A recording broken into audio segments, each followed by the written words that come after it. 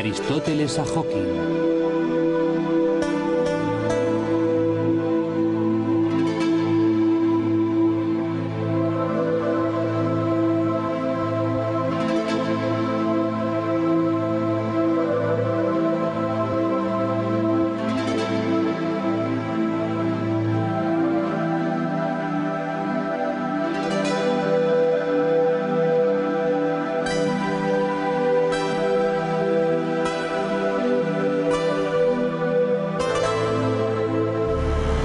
La naturaleza es nuestra maestra.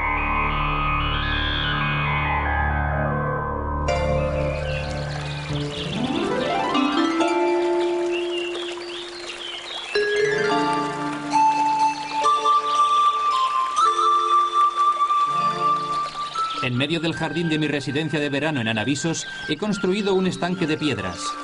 Este estanque, rodeado de flores multicolores y plantas, fue la fuente de inspiración de Carolina, de mí y de mis amigos en una conversación filosófica.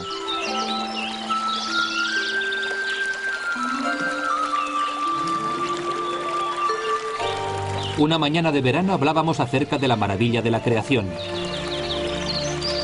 La suave brisa, como una bocanada de aire en el bosque floral de nuestro jardín, combinada con el sonido de los borboteos de agua cayendo de la roca, se asemejaba a los acordes de un instrumento gigante cuyo banquete musical envolvía las almas e intoxicaba los sentidos. A cualquiera que le interese la estética y las reglas de la física, admitirá que en su reino infinito todas sus leyes se mantienen.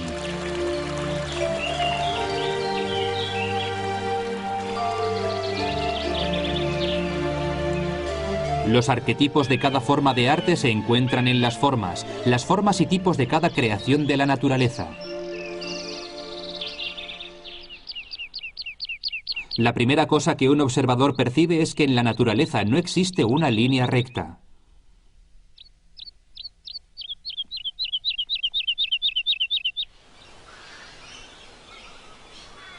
La línea recta es en realidad una subordinación mental de una geometría para determinar el trayecto o la distancia que esencialmente sigue un camino curvo.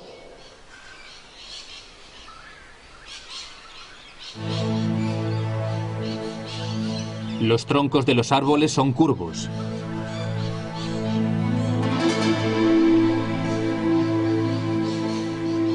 Su trayecto hacia arriba se caracteriza por pequeñas o grandes curvas perceptibles.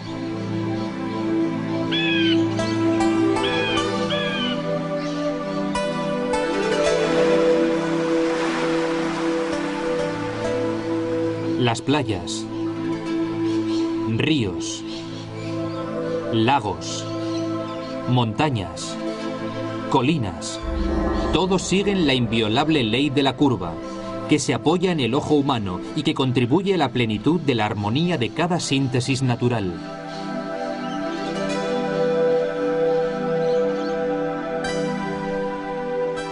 El milagro de la curva es seguro incluso para los productos del mundo de las plantas.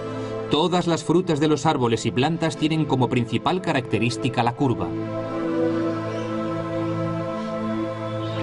En el reino animal nunca nos encontraremos una línea recta. Y no solo ocurre esto con el reino animal, sino también con todos los tipos de peces en lagos y océanos. En el pensamiento filosófico, una línea recta es una línea recta mental. Empieza en algún sitio y termina en algún sitio de nuestra mente. Este pensamiento no se puede identificar con las leyes de la naturaleza, ni con la tierra, ni con el cielo. Una línea recta real nunca ha existido en la naturaleza. La curva es la línea natural que determina la finalidad infinita de cada creación de la naturaleza.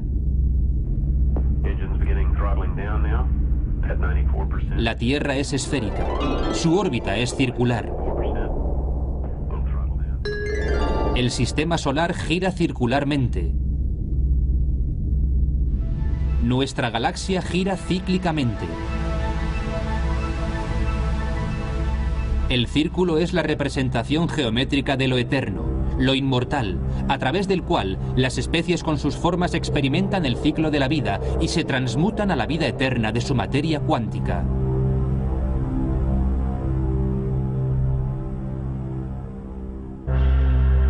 En la cima de las obras de la creación humana, siguiendo la simetría estética de la curva, se encuentra el Partenón en la Acrópolis de Atenas.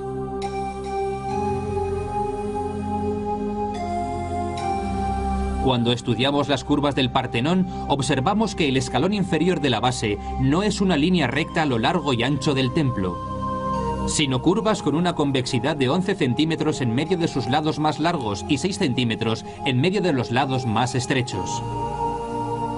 Esto valida la gran belleza estética del Partenón. La curvatura del primer escalón se puede observar en los escalones superiores de su base.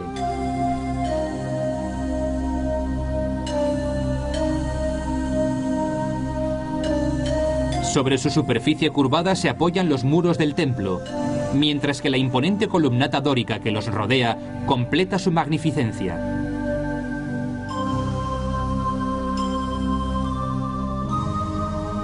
Las columnas de los lados tienen una altura de 1,43 m y la base tiene un diámetro de 1,90 m.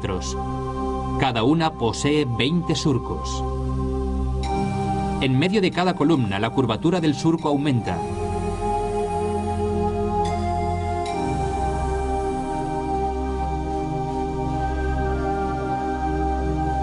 Y aquí observamos que las columnas no están rodeadas de surcos verticales, sino de curvas.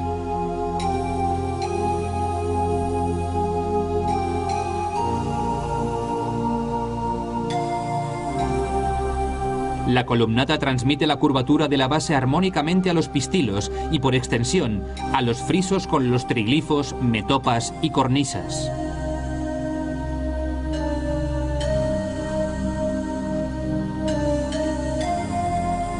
Mediante la maravillosa curvatura de la línea recta, Ictinos y Calícrates lograron el milagro geométrico del Partenón. El milagro que alienta el mármol tallado y que hace que la obra, con su armonía sin parangón, parezca estar viva.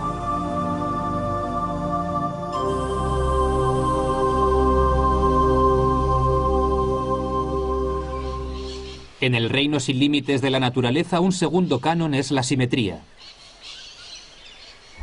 La excelente medida caracteriza cada creación natural.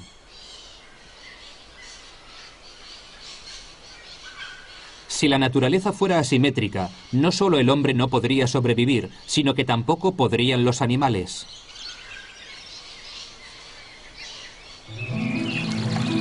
La geometría que gobierna el cuerpo humano, especialmente la cara, en el contexto de la simetría, la belleza, el encanto que un ser inteligente como el hombre es apelado a ejercer cuando es visto en otra persona, es divino.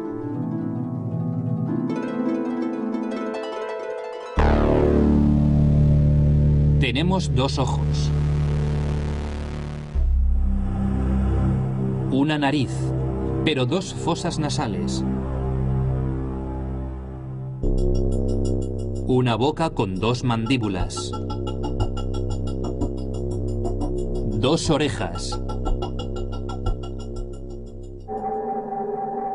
y dos mejillas.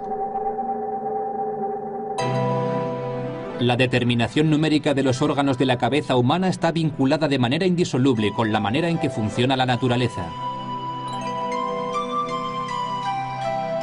Nunca podríamos ver bien con un solo ojo, independientemente de lo grande que éste fuera, u oler con una sola fosa nasal, o comer con una mandíbula, u oír con una oreja. La máquina con la que funciona el mundo natural solo es compatible con la posición geométrica de los órganos del hombre, así como los del reino animal.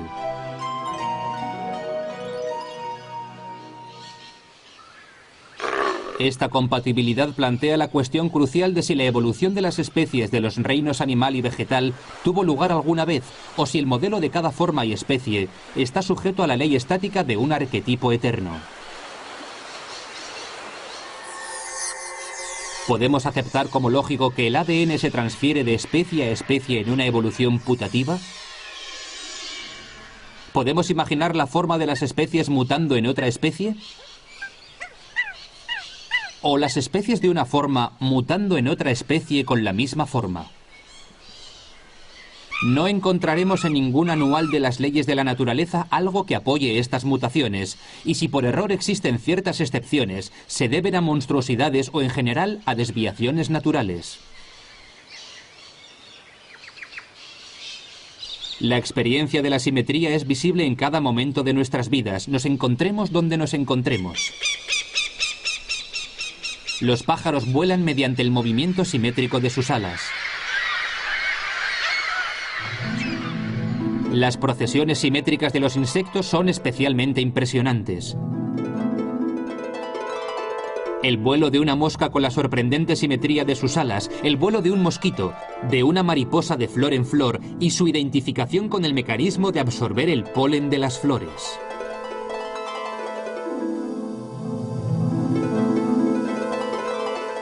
El concepto de simetría de los tipos, el volumen, la forma, la materia, el peso y la manera que la emplean cada órgano animal se puede verificar fácilmente.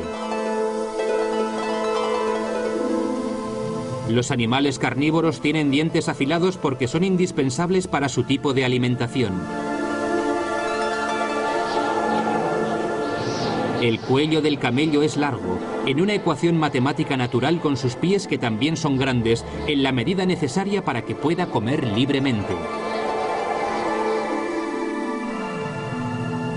El cuello del oso es corto, casi unido a los hombros, porque tienen las piernas cortas para que pueda oler con facilidad la tierra y al mismo tiempo para mantener el equilibrio cuando se sostenga en sus dos patas, cuando como animal carnívoro busque su comida.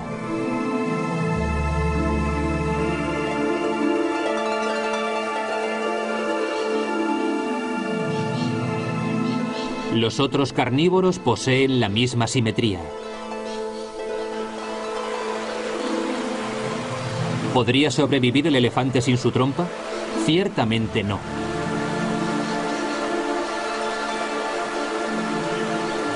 Si ese animal, el más grande del mundo animal, tuviera el cuello largo, no podría soportar su enorme cabeza y debido a su peso se desplomaría.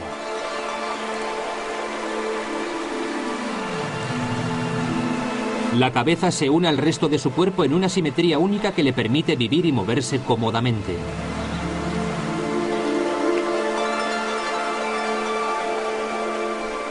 Su sorprendente trompa reemplaza su falta de cuello para coger su comida y llevársela a la boca.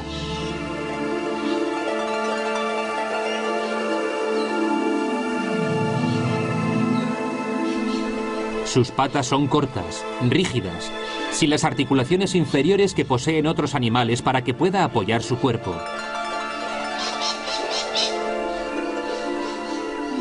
El elefante es herbívoro, ya que nunca podría haber sido un animal carnívoro corriendo por la selva para capturar un animal.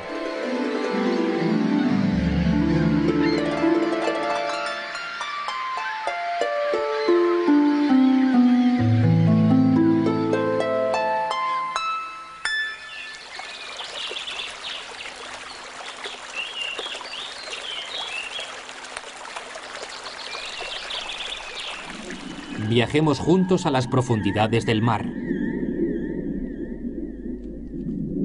El suelo del océano es un mundo mágico, único, que te hace creer al instante que es mundo del eterno silencio.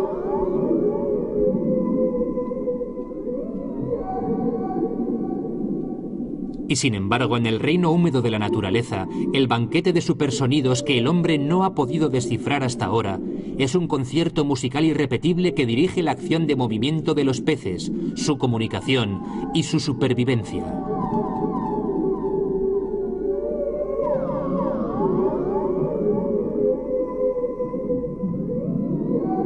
La mente del hombre se detiene ante la belleza geométrica, cromática y morfológica de los seres de las profundidades.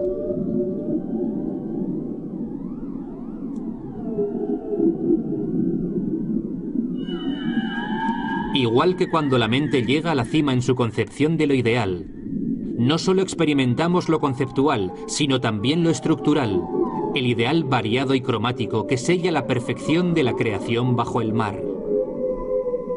Permitamos que nuestra alma aprehenda los supersonidos trascendentes del festín musical de las profundidades, y a través de las voces musicales de estos seres asombrosos que durante billones de años, desde tiempos inmemoriales, han sido la comunidad del mundo húmedo, intentemos entender cómo la mente de Dios funcionaba cuando separó la tierra de las aguas, y en la línea divisoria de las aguas del eterno arquetipo de la absoluta perfección, creó la tierra y el agua.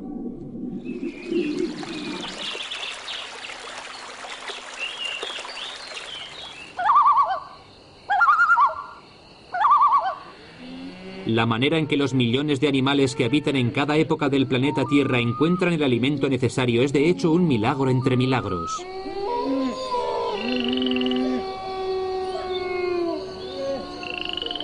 El pensamiento filosófico se vuelve estático cuando examina el cuadro de la creación para comprender la causa y el efecto.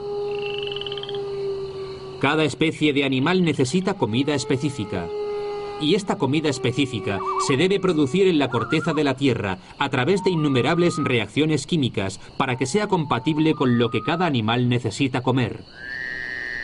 Y no solo los animales, sino todo el reino vegetal también.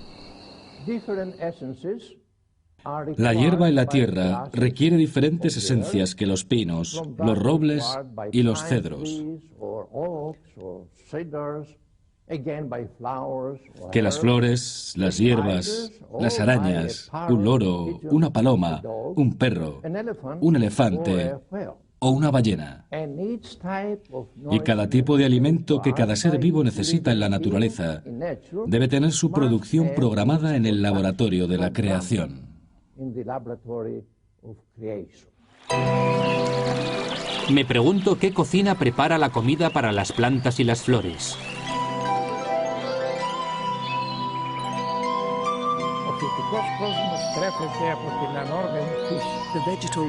El mundo vegetal se alimenta de su naturaleza inorgánica.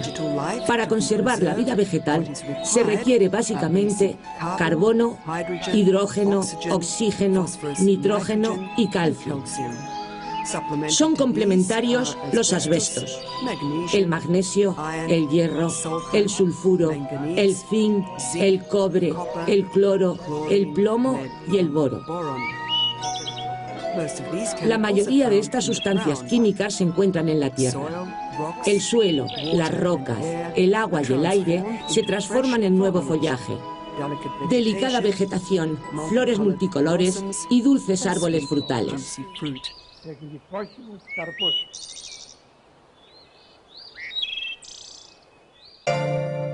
Sin embargo, para consumar este asombroso fenómeno de su producción, la Tierra debe colaborar con el Sol.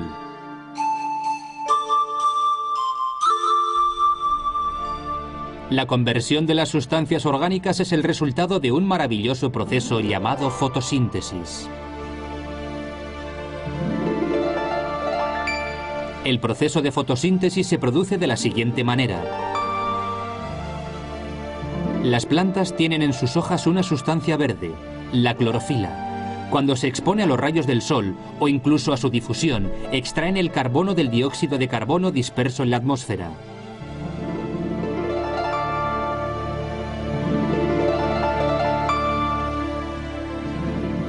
El carbono, en conjunción con el agua absorbida a través de sus raíces y la luz del sol, produce glucosa y oxígeno.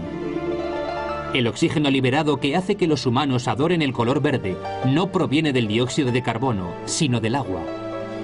De la glucosa, el almidón, la celulosa y otros carbonatos se forman sustancias orgánicas que componen la materia viva. A pesar de los insistentes esfuerzos científicos por detectar la manera en que funciona la fotosíntesis, la solución al problema sigue siendo desconocida. Sin embargo, hablemos un poco de los animales. Es bien conocido que ningún animal se alimenta de sustancias inorgánicas. ¿Has visto alguna vez a un perro, un gato, un león o un conejo alimentado por sustancias inorgánicas? Ciertamente no. Pero los animales tampoco pueden convertir los elementos inorgánicos de la naturaleza en orgánicos por ellos mismos. ¿Cuál es entonces el secreto de cómo en el reino animal tienen la mesa puesta a diario para que puedan sobrevivir? El secreto se denomina la cadena de supervivencia. Es cierto que esta cadena no está relacionada con la teoría de Darwin acerca del origen del hombre, que está llena de fallos. Los eslabones de la cadena natural están conectados de la siguiente forma. La cabra, la oveja, el conejo y el ciervo aseguran su supervivencia a través del mundo vegetal, que se reproduce continuamente mediante la fotosíntesis. Este es el primer eslabón de la cadena de supervivencia. El perro, el lobo, el halcón y el león no se alimentan de hierbas, sino que comen animales.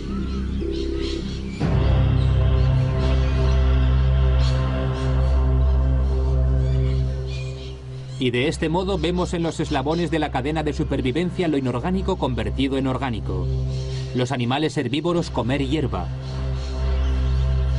Y los carnívoros comerse a los herbívoros. La hierba necesita suelo. Las ovejas necesitan hierba. El lobo necesita ovejas. Una cadena de infinita sabiduría que con interdependencia en su núcleo que enlaza el firmamento con los océanos. Y los cielos con la Tierra. Y el sistema solar con nuestra galaxia. Y esta con el universo entero.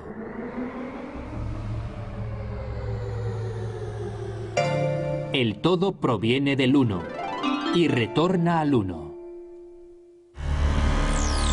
La ley de supervivencia. Una mañana soleada recibí la visita del profesor Stanley Sfecas y de Triantafilos Karayanis en mi residencia de verano de Anavisos. Les atormentaba una cuestión y querían compartir su tormento conmigo. La cuestión era: ¿está la ley de supervivencia sujeta a la entropía? Inicialmente nuestra discusión versaba sobre los animales carnívoros. La hiena debe comer para vivir.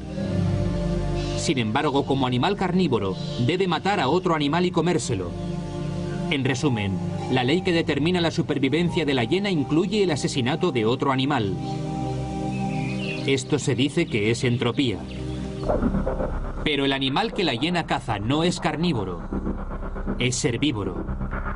Se alimenta, en otras palabras, de los verdes de la tierra. La ley de su propia vida no incluye la entropía. Las hienas cazan a sus víctimas. En cierto punto las atrapan cuando están exhaustas. Se abalanzan sobre ellas, desgarrándolas de la forma más bárbara, y luego se la comen. La cuestión que se plantea es: ¿por qué los animales sujetos a la entropía siempre matan a los animales no sujetos a la entropía? Esto demuestra que en el mundo animal reina la ley del más fuerte, no la ley del mejor. Esto es sin duda una cuestión trascendental acerca de la manera en que Dios pensaba cuando estaba creando el mundo. Y como el funcionamiento del mundo es el funcionamiento de las leyes, la observación del hombre se basa en examinar las leyes. La ley de la selva es cruel, inexorable. Un animal devora a otro para cumplir la ley. Los pájaros más pequeños siempre corren el peligro de ser devorados por pájaros carnívoros más grandes u otros animales.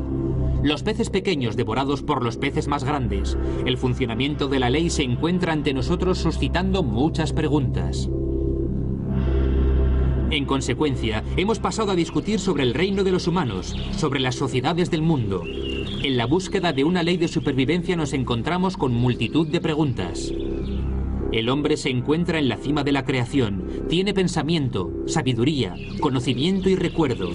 El hombre descubrió la ética, la armonía de la naturaleza y la conciencia del mundo. Es Dios en persona. Sin embargo, esto no podría constituir una ley de suspensión del modo de vida del hombre. Se ha demostrado que la naturaleza humana encierra en sí misma los horrores de la naturaleza que tiene la selva de los animales. La supervivencia humana no se limita a la necesidad alimenticia que tienen los animales, de tal forma que si no comen, se mueren. Los principales elementos que requiere la naturaleza humana es el dominio de la fuerza más fuerte usando todo tipo de violencia. En la naturaleza humana la entropía encierra en sí misma la imposición del más fuerte sobre la persona más débil de buena voluntad. La guerra, el predominio, la inconsciente consecución de cosas, la explotación del débil, el ejercicio de la violencia de los ricos hacia los pobres, de los fuertes hacia los débiles, constituye un aumento continuo de entropía. La cuestión alcanza otra dimensión cuando pensamos que la entropía, en otras palabras, el mal que el hombre encierra en él, no solo es producto de su pensamiento, sino de su propia naturaleza. Pero si nos preguntamos acerca del funcionamiento de la ley de la naturaleza humana, de nuevo llegamos a la manera en que Dios construyó el diseño del universo. Si todo el universo junto con el hombre constituye una creación del amor ilimitado de Dios hacia todo, ¿cómo es posible que toda la creación base su continuidad en la entropía? Se sabe que la entropía domina todo el universo y aumenta dramáticamente con la expansión del universo. Este aumento debería haber conducido al universo al desplome hace billones de años. Pero el universo sigue existiendo con una perfección divina. Por lo tanto, en la naturaleza del universo, la entropía constituye un elemento integral de su armonía. Sin embargo, en la naturaleza del hombre, la continua entropía, es decir, la aplicación del mal para el dominio del fuerte, es opuesta a la entropía del universo por la sencilla razón de que está controlado por el juicio, la lógica y principalmente la conciencia. Es decir, aunque existe la entropía en el universo, en el hombre, la entropía se produce. Pero ¿cómo puede ser juzgada esa entropía heredada que está en la naturaleza del hombre? La filosofía aporta una respuesta indirecta a esta pregunta. No eres responsable de cualquier mal que hayas heredado, sino que eres responsable de su cura. En esa situación, la terapia solo puede ser el conocimiento, la educación. Solo si tienes el conocimiento de que el mal es mal, podrás afrontar su naturaleza y salir victorioso. Sin embargo, en nuestra discusión, Dios es de nuevo protagonista en la manera en que seleccionó las leyes del bien y las leyes del mal.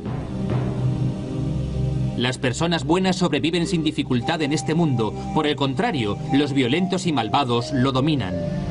Sin embargo, mientras que las personas buenas gozan de otros derechos de disfrute de la felicidad en su vida del más allá, los malvados no gozan de casi ninguno o de ninguno. La conclusión final de nuestra discusión fue que Dios construyó las leyes de la creación basándose en el programa operativo de la eternidad y no en nuestra existencia provisional en este mundo. Todo aquello que no podemos explicar acerca de los espectáculos del mundo, intentemos explicarlo dentro de la visión de la vida eterna.